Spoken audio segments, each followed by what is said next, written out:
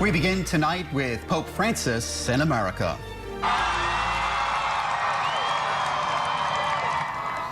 The pontiff arrived at Joint Base Andrews in Maryland about an hour ago to thunderous applause and cheers. He was greeted by President Obama and the First Family, along with other American church leaders. This is Pope Francis's first visit ever to the United States.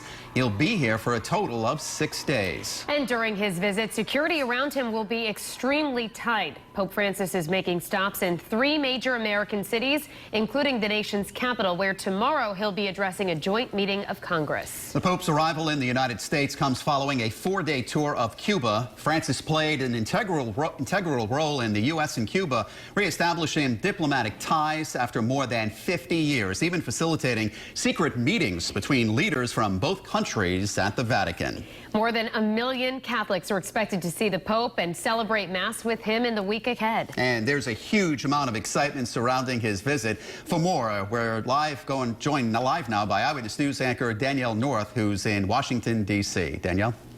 The most sought-after man in the world, waving from the window of a... Well, good evening to you both. It has been quite the day here in Washington, D.C. We were able to witness that successful touchdown, that landing here at the airport in Washington, D.C. as the Pope was greeted by the President and First Lady, as well as the Vice President and area Catholic students as well, for that welcome celebration here in Washington. Quite the coordinated effort, though, as you know, for months and months we've been covering the security effort behind the scenes to keep the Pontiff and all of his staff members safe while they're here in our nation's capital for the next 3 days. While the Pope was touching down in D.C., though, back in Rhode Island, very interesting scene. We've been following this group of seminarians from Rhode Island as they boarded a bus. 21 seminarians and 7 priests from Our Lady of Providence Seminary. They're going to be arriving at our nation's capital later tonight. We were there as they were very excited to board the bus and make about the 8-hour journey here to our nation's capital. Tomorrow morning, they will be attending that special closed Mass with other seminarians and clergy from all around the country. So we're going to offer sacrifices and prayers in union with the Pope, and hopefully a joyful and beautiful experience for the Catholics and all the rest of the world, I think, that are rejoicing at his first footsteps on American soil.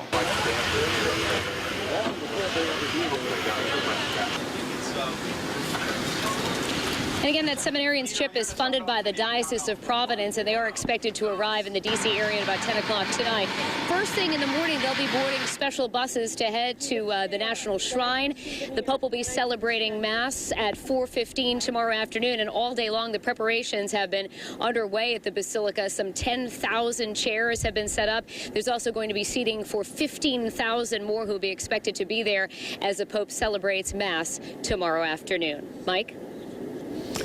Well, Danielle, we already know this is an historic event with millions converging on the cities. What have you seen so far since you've been in D.C.?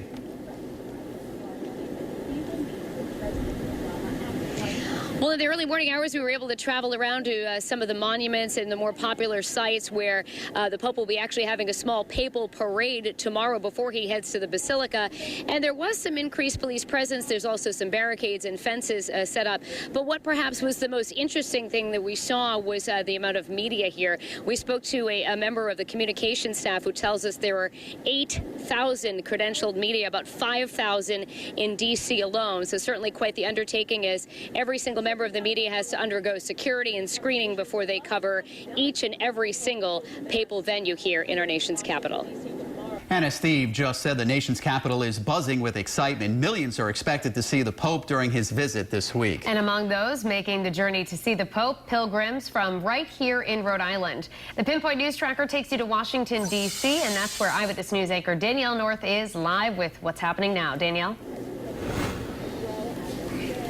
Well, good evening, Shannon and Mike. I can tell you there's quite the air of excitement tonight. As you reported, the Pope touched down here in D.C. just after 4 o'clock to a very, very warm reception, an excited reception as well. And the Pope, while he has no formal events planned tonight, he is, of course, taking a rest after his several-day trip to Cuba. I can tell you there's a flurry of activity at several other papal venues all day long at the National Shrine. Organizers have been setting up thousands of chairs. We're told 10,000 chairs for those who will be seated for the Mass at the Basilica tomorrow, and other spots for 15,000 others. So a total of 25,000 will be there to celebrate the Mass with Pope Francis at 4:15 tomorrow. I can also tell you in downtown D.C., road closures have already started. We're anticipating several schools in the area to be closed as well to make way for a safe stay and for a secure stay for the Pope here in D.C.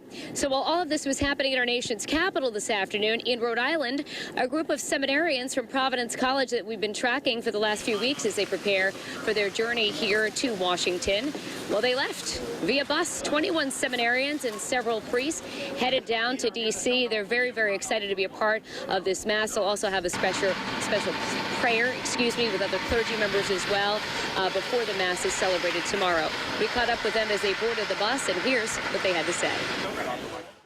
I think it's worth making it because he's not just like a president. He's not just like a political leader. He represents both the earth that we have here and our responsibilities, but also eternal life. And I think people are in tune with the spiritual sense of why that's important. So very interesting. I was just texting one of the priests on board the bus. They're stuck in heavy traffic in New York City.